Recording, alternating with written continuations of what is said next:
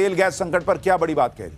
कहीं इमरजेंसी लागू, कहीं लॉकडाउन लग गया। तेल गैस के संकट के बीच भारत में कितना माल बचा है, तेल गैस, नौकरी, महंगाई, भारत पर क्या क्या खतरा।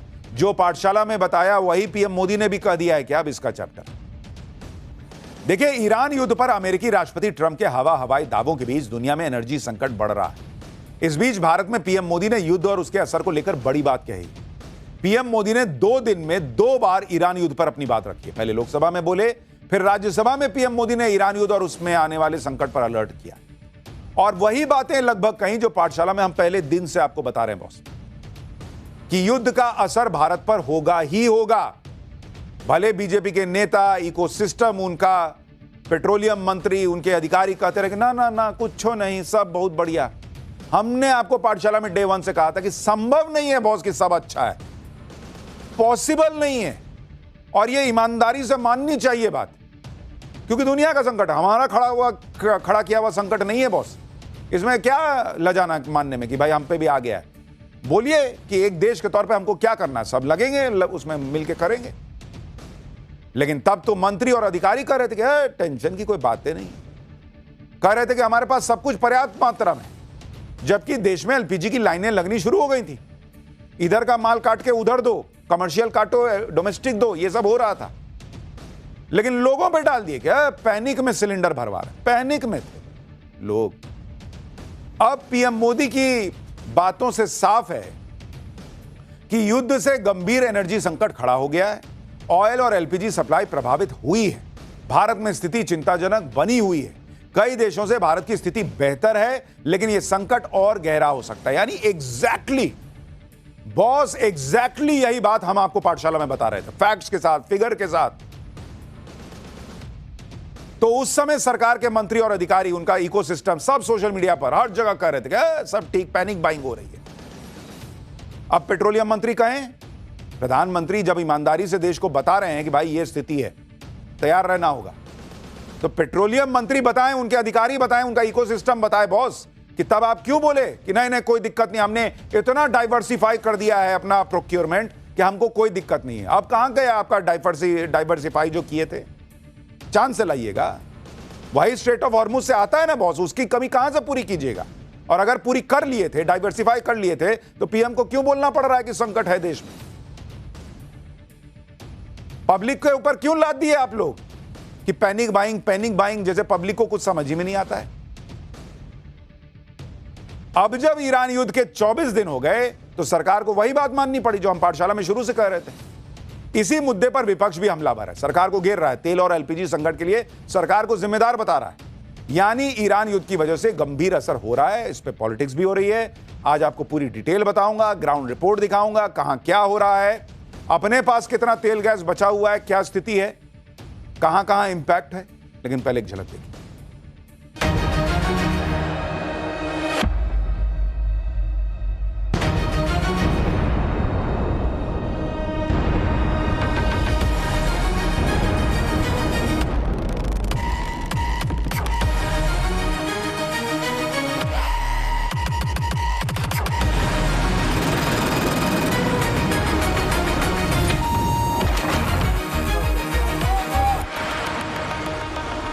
ये स्थिति चिंताजनक है।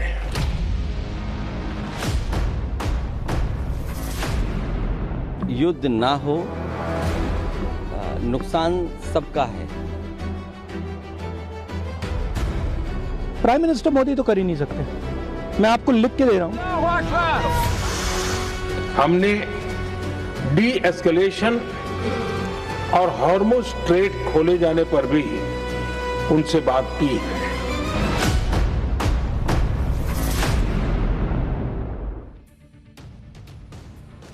ईरान युद्ध की वजह से तेल और गैस का जो वैश्विक संकट खड़ा हुआ है, उस पर आज पीएम मोदी ने लगातार दूसरे दिन देश को अलर्ट किया। कल लोकसभा में पीएम मोदी ने इस संकट के बारे में बताया था। आज राज्यसभा में पीएम मोदी ने कहा कि ईरान युद्ध में गंभीर ऊर्जा संकट पैदा हो गया है। पेट्रोल, डीजल, गैस और खाद की रेगुलर सप्लाई प्रभावित हो रही है। सुनिए प्रधानमंत्री। इस युद्ध ने पूरे विश्व में गंभीर ऊर्जा संकट पैदा कर दिया है। भारत के लिए भी ये स्थिति चिंताजनक है। इस युद्ध से हमारे व्यापार के रास्ते प्रभावित हो रहे हैं। इससे पेट्रोल, डीजल, गैस और फर्टिलाइजर जैसे जरूरी सामान की रूटीन सप्लाई प्रभावित हो रही है। युद्ध की शुरुआत के बाद से मैंने पश्चिम एशिया के ज्यादातर देशों के राष्ट्राध्यक्षों के साथ 2 राउंड फोन पर बात की है। हम गल्फ के सभी देशों के साथ लगातार संपर्क में हैं। हम ईरान, इजराइल और अमेरिका के साथ भी संपर्क में हैं। हमारा लक्ष्य डायलॉग और डिप्लोमेसी के माध्यम से क्षेत्र में शांति की बहाली का है। हमने डी एस्केलेशन और हॉर्मुज स्ट्रेट खोले जाने पर भी उनसे बात की है। यानी प्रधानमंत्री नरेंद्र मोदी ने बड़ी ईमानदारी से, साफ गोई से देश को बताया कि दुनिया में यह संकट है, भारत पर भी यह संकट है क्योंकि हमारा भी सप्लाई प्रभावित हो रहा है। भारत प्रयास कर रहा है और साथ ही लोगों को समझा भी रहा है कि भाई डिप्लोमेसी से बातचीत करके इसको हल करो, ये मारा काटी से कुछ नहीं होना है। तेल गैस का संकट पूरी दुनिया पर और युद्ध खत्म होने के आसार भी नहीं दिख रहे अभी। इसलिए आप देखिए कि हलचल हर तरफ मची हुई। आज ही केंद्र सरकार के ग्रुप ऑफ मिनिस्टर की बैठक हुई है। अमित शाह, एस जयशंकर, जेपी नड्डा, हरदीप सिंह पुरी ने मीटिंग की। बैठक में खाद्य और पेट्रोलियम गैस की स्थिति पर चर्चा हुई। बैठक में बताया गया कि देश में खाद की उपलब्धता संतोषजनक है। गैस की कमी से फर्टिलाइजर उत्पादन पर असर पड़ सकता है।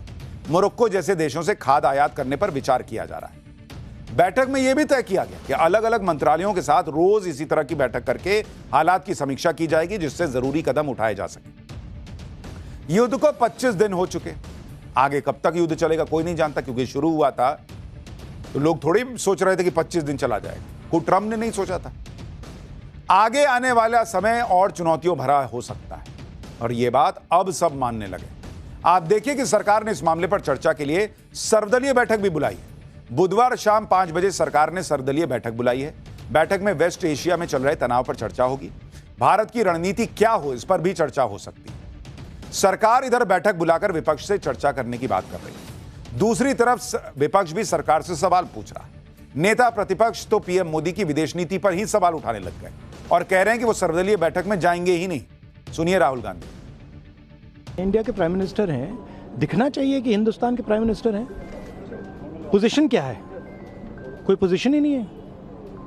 तो और दुख की बात है कि इसका नुकसान होगा लोगों को। अभी शुरुआत हुई है। आपने स्ट्रक्चरल गलती कर दी है। आपने पूरा ढांचा उड़ा दिया है। ठीक है, अब उसको आप ठीक नहीं कर सकते हैं। मैं आपको लिख के दे रहा हूं, प्राइम मिनिस्टर मोदी जो अमेरिका कहेगा और जो इजराइल कहेगा वो प्राइम मिनिस्टर मोदी करेंगे। वो हिंदुस्तान के इंटरेस्ट में काम नहीं करेंगे। ऑल पार्टी मीटिंग, आपको लगता है देर हो चुकी है ऑल पार्टी मीटिंग में? नहीं, अब मैं तो वहाँ नहीं हूँगा क्योंकि मेरा तो केरला में प्रोग्राम है। अब एक सवाल ये भी है कि भाई इतना इंपॉर्टेंट मीटिंग हो रही है, ऑल पार्टी मीटिंग हो रही है, राहुल गांधी को केरला जाना है अपने कार्यक्रम। भाई अगर आपके पास इतना विजन है विदेश नीति को लेकर तो जाइए, आप ही बता दीजिए देश को कैसे अपनी विदेश नीति तय करनी चाहिए। लेकिन वो केरला जा रहे हैं। विपक्ष का आरोप है कि सरकार की विदेश नीति फेल हो गई। ईरान युद्ध की वजह से देश में ऊर्जा संकट की विपक्ष ने जिम्मेदारी भी मोदी सरकार पर डाली। अखिलेश यादव से लेकर आम आदमी पार्टी तक सरकार से सवाल पूछ रही। युद्ध ना हो, नुकसान सबका है। और अब जो परिस्थितियां बनी हैं, भारत को एक मौका और मिला था फिर, जहां विश्व गुरु बन करके दिखता। अगर ये विश्व गुरु बनने का मौका खोया है तो भारत सरकार इसका जवाब दे। एक बार सुना था कि प्रधानमंत्री जी बिना प्रोटोकॉल के पाकिस्तान में उतरे थे। ये फिर एक बार मौका मिला है। संकट के लिए अगर हिंदुस्तान में कोई जिम्मेदार है तो आदरणीय नरेंद्र मोदी जी जिम्मेदार हैं। अगर वो 2 दिन पहले इजराइल की यात्रा पे नहीं गए होते और ईरान पे ये हमला नहीं हो रहा होता तो आप निश्चित रूप से मान के चलिए कि जो आज संकट देश के लोगों को उठाना पड़ रहा है, हार्मोज समुद्री मार्ग बंद हुआ है, उससे हम लोग बच जाते। संजय सिंह तो अजीब ही बात कर रहे हैं। उनके हिसाब से ऐसा लग रहा है कि नरेंद्र मोदी इजराइल गए, इसलिए इजराइल और ईरान और अमेरिका का युद्ध शुरू हो गया। भारत के लिए कितनी बड़ी चुनौती आ गई है, आपको वो भी समझना चाहिए कि दुनिया के कई देश अब 25 दिन के युद्ध में लड़खड़ाने लगे हैं बॉस। और आप देखिए दुनिया में क्या क्या हो रहा है, फिर भारत में आपको बताऊंगा। फिलीपींस में नेशनल एनर्जी इमरजेंसी लागू कर दी गई है। फिलीपींस का 90% कच्चा तेल हॉर्मुज के रास्ते से आता है। हॉर्मुज स्ट्रेट बंद होने से फिलीपींस पर गंभीर असर पड़ रहा है। इसके अलावा फिलीपींस में सिर्फ एक ही तेल रिफाइनरी है। इस वजह से फिलीपींस में ऊर्जा संकट गहराता जा रहा है। ईंधन सप्लाई और ऊर्जा स्थिरता पर खतरे की वजह से यह कदम उठाया गया है। वर्क फ्रॉम होम और इधर राशनिंग जैसे कदम उठाए जा रहे हैं। कई इलाकों में रोटेशनल बिजली कटौती शुरू करनी पड़ी। तो यह सब हो रहा है दुनिया में। और सुनिए, फिलीपींस की तरह दुनिया के कई देशों में एनर्जी क्राइसिस की वजह से सख्त कदम उठाए जा रहे हैं। जैसे श्रीलंका में स्कूल, सरकारी दफ्तरों में छुट्टी करनी पड़ी। QR कोड आधारित फ्यूल राशनिंग लागू हुई। बांग्लादेश ने शिक्षा संस्थान बंद करके ऑनलाइन पढ़ाई शुरू कर दी है। रोजाना 5 घंटे की बिजली कटौती हो रही है। और जेट फ्यूल बांग्लादेश में 79% महंगा हो चुका है। पाकिस्तान में 4 दिन का वर्क वीक लागू है। स्कूल कॉलेज बंद करने का आदेश है। इजिप्ट में रात 9 बजे तक बाजार बंद करने का आदेश है। कीनिया में ईंधन राशनिंग लागू हो गई है, निर्यात पर रोक है। न्यूजीलैंड में कारलेस डे नियम लागू करने पर चर्चा चल रही है। न्यूजीलैंड की लगभग 1100 उड़ानें रद्द हुई। स्लोवाकिया में डीजल खरीद पर सरकारी कोटा लागू कर दिया गया है। स्लोवेनिया में ईंधन के लिए राशनिंग लागू कर दी गई है। कारों को 30 लीटर और ट्रकों को 200 लीटर की सीमा तय कर दी गई है। कंबोडिया में 1/3 पेट्रोल पंप बंद हो गए हैं। म्यांमार में पेट्रोल के लिए ऑड इवन योजना लागू हो गई है। और इसलिए आपको कह रहा हूं कि यह संकट दुनिया का संकट है बॉस। दुनिया में लोग बाप बाप करने लग गए हैं और हम इससे अछूते नहीं रह सकते।